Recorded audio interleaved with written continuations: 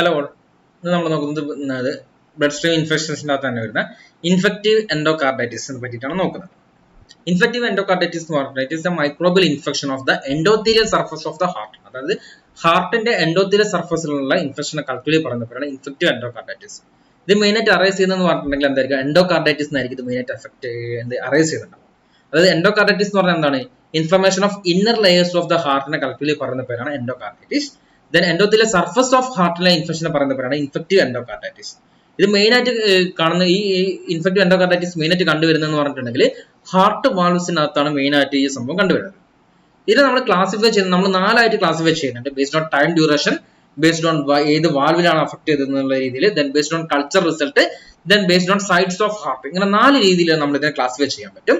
First classification is based on time duration. നമ്മൾ 2 classify ചെയ്യുന്നത്, that is acute and sub acute endocarditis എന്നുള്ള രീതിയിലാണ് classify ചെയ്യുന്നത്. ഇതിനകത്ത് അക്യൂട്ട് എന്ന് പറഞ്ഞിട്ട് എന്തായിരിക്കും നിങ്ങൾക്ക് അറിയാം, that is rapid and progressive diseases ആയിരിക്കും. ഇത് മെയിൻ ആയിട്ട് കോസ് ചെയ്യുന്നതെന്ന് പറഞ്ഞിട്ടുണ്ടെങ്കിൽ ഹൈ വിർലന്റ് പയോജനിക് ബാക്ടീരിയ ആയിരിക്കും. അതായത് staff ഓറിയസ്, strep pneumonia and also strep pyogenes ഒക്കെ ആയിരിക്കും മെയിൻ ആയിട്ട് ഈ ഒരു അക്യൂട്ട് ഇൻഫെക്ഷൻ കോസ് ചെയ്യുന്നുണ്ടാവുക. ഇത് മെയിൻ ആയിട്ട് എഫക്ട് ചെയ്യുന്നതെന്ന് പറഞ്ഞിട്ടുണ്ടെങ്കിൽ നമ്മുടെ ട്രൈകാസ്പിഡ് വാൽവിനെ ആയിരിക്കും മെയിൻ ആയിട്ട് എഫക്ട് ചെയ്യുന്നുണ്ടാവുക. ഇതെന്ന് പറഞ്ഞിട്ടുണ്ടെങ്കിൽ നമ്മൾ നല്ലപോലെ ട്രീറ്റ്മെന്റ് ഒന്നും സ്റ്റാർട്ട് ചെയ്തിട്ടില്ലെങ്കിൽ ഇതൊരു ഫേറ്റൽ ഡിസീസസ് ആയിരിക്കും. Within 6 week, with less than 6 വീക്കിന്റെ ഉള്ളിൽ തന്നെ ഹൈലി കോംപ്ലിക്കേഷൻസ് ഉണ്ടാവാനുള്ള ചാൻസസ് കൂടുതലാണ്. ഇതാണ് acute endocarditis. Then sub acute endocarditis എന്ന് പറഞ്ഞിട്ടുണ്ടെങ്കിൽ it is a chronic and slowly progressive diseases ആയിരിക്കും. ഇത് മെയിൻ ആയിട്ട് കോസ് ചെയ്യുന്നതെന്ന് പറഞ്ഞിട്ടുണ്ടെങ്കിൽ ലെസ് വിർലന്റ് ഓർഗാനിസംസ് ആയിരിക്കും. അതായത് മെയിൻ ആയിട്ട് viridans streptococci, then streptococci faecalis, then staph epidermidis and coxiella burnetii and haemophilus influenzae, അങ്ങനെയുള്ള ഒരു ലെസ് വിർലന്റ് പാത്തജൻസ് ആയിരിക്കും മെയിൻ ആയിട്ട് ഈ ഒരു sub acute infection cause ചെയ്യുന്നുണ്ടാവുക.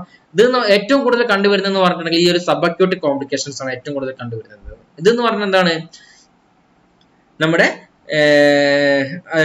Lethal effect ആണ്. അതായത് നമ്മൾ അക്യൂട്ടിനെ കമ്പയർ ചെയ്യുന്ന സമയത്ത് ലെസ് ഫേറ്റൽ എഫക്റ്റ് ആയിരിക്കും. പക്ഷെ എന്തായിരിക്കും ഏറ്റവും മോർ കോമൺ ആയിട്ട് കണ്ടുവരുന്ന ഒരു എൻഡോകാർഡൈറ്റിസ് ആണ് സബ് അക്യൂട്ട് എൻഡോകാർഡൈറ്റിസ് എന്ന് പറഞ്ഞിട്ടുണ്ടെങ്കിൽ.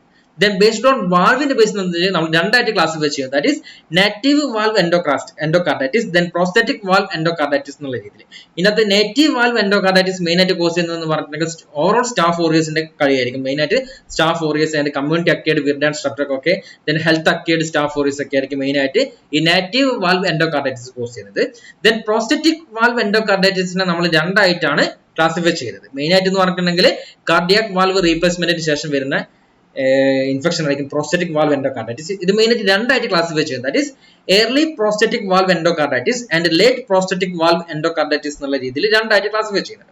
ഇതിനകത്ത് എയർലി പ്രോസ്റ്ററ്റിക് വാൽവ് എൻഡോകാർഡൈറ്റിസ് എന്ന് പറഞ്ഞിട്ടുണ്ടെങ്കിൽ ഒരു നമ്മുടെ ഹാർട്ട് വാൽവ് റീപ്ലേസ് ചെയ്തതിനു ശേഷം 1 ഇയറിന് ശേഷം, മീൻസ് വിത്തിൻ 1 ഇയർ, അതായത് 1 ഇയറിന്റെ ഉള്ളിൽ വരുന്ന എൻഡോകാർഡൈറ്റിസിനെ കൾച്ചറലി പറയുന്ന പേരാണ് എയർലി പ്രോസ്റ്ററ്റിക് വാൽവ് എൻഡോകാർഡൈറ്റിസ്. അതായത് ഹാർട്ട് വാൽവിന് മാറ്റി കഴിഞ്ഞ് വിത്തിൻ 1 ഇയറിന്റെ ഉള്ളിൽ വരുന്നതിനാണ് എയർലി പ്രോസ്റ്ററ്റിക് വാൽവ് എൻഡോകാർഡൈറ്റിസ് എന്നുള്ള രീതിയിൽ പറയുന്നത്. ഇത് മെയിൻ ആയിട്ട് കോസ് ചെയ്യുന്നതെന്ന് പറഞ്ഞിട്ടുണ്ടെങ്കിൽ സ്റ്റാഫ് എപ്പിഡെർമിഡിസ് ആയിരിക്കും മെയിൻ ആയിട്ട് കോസ് ചെയ്യുന്നത്.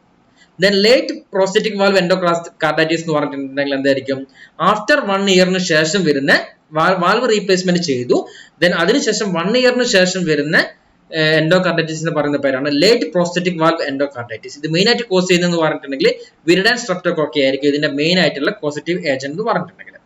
Then next classification is based on culture result, that is culture positive endocarditis and culture negative endocarditis. Then based on heart side, that is left side endocarditis and right side endocarditis. ഇങ്ങനെയാണ് നമ്മൾ എൻഡോകാർഡൈറ്റിസിനെ നമ്മൾ classify ചെയ്യുന്നത്.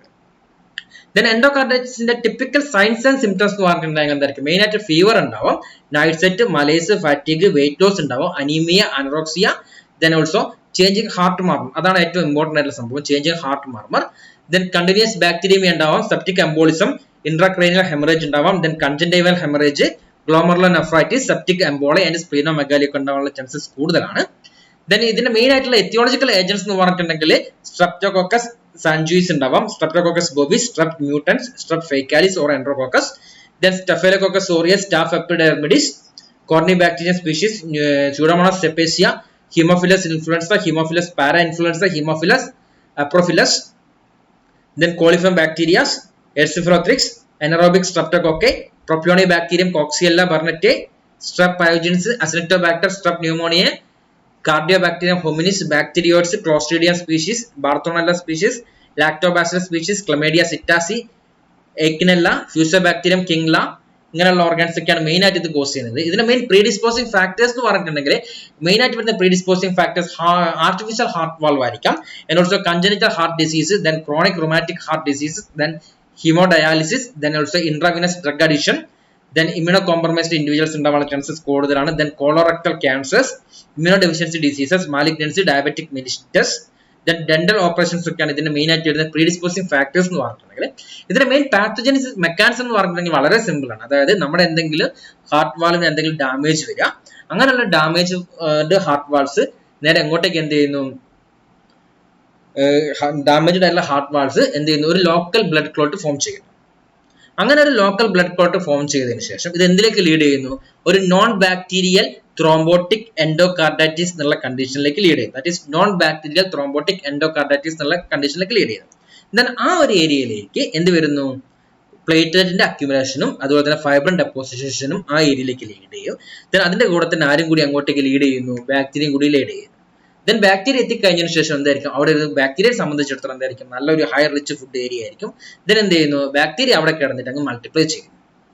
Then എന്ത് ചെയ്യുന്നു, അതിന്റെ ഗ്രോത്തും കാര്യങ്ങളൊക്കെ multiply ചെയ്തതിനു ശേഷം നേരെ എന്ത് ചെയ്യുന്നു, അതേ സമയത്തിന് പേഷ്യൻസിന് ഒരു നല്ലൊരു സ്ട്രോങ് ആയിട്ടുള്ള ഇമ്മ്യൂൺ റെസ്പോൺസും ഇല്ലാന്ന് വിചാരിക്കുക. ഇതിന് എന്ത് ചെയ്യുന്നു, ബാക്ടീരിയ അവിടെ കിടന്ന് മൾട്ടിപ്ലൈ ചെയ്തിട്ട് ഇൻഫെക്റ്റീവ് എൻഡോകാർഡൈറ്റിസ് ലീഡ് ചെയ്യുകയാണ് ചെയ്യുന്നത്. ഇതാണ് ഇതിന്റെ ആക്ച്വൽ മെക്കാനിസം അല്ലെങ്കിൽ ആക്ച്വൽ പാത്തോജനിക് മെക്കാനിസം എന്ന് പറഞ്ഞിട്ടുണ്ടെങ്കിൽ ഇതാണ്. വളരെ സിമ്പിൾ ആണ്. എന്താണ്, നമ്മുടെ ഹാർട്ട് വാൾവിന് എന്തെങ്കിലും ഡാമേജ്ഡ് പാർട്ട് ഉണ്ടാവുന്നു, അത് അവിടെ കിടന്ന് ലോക്കൽ ബ്ലഡ് ക്ലോട്ട് ഫോം ചെയ്യുന്നു.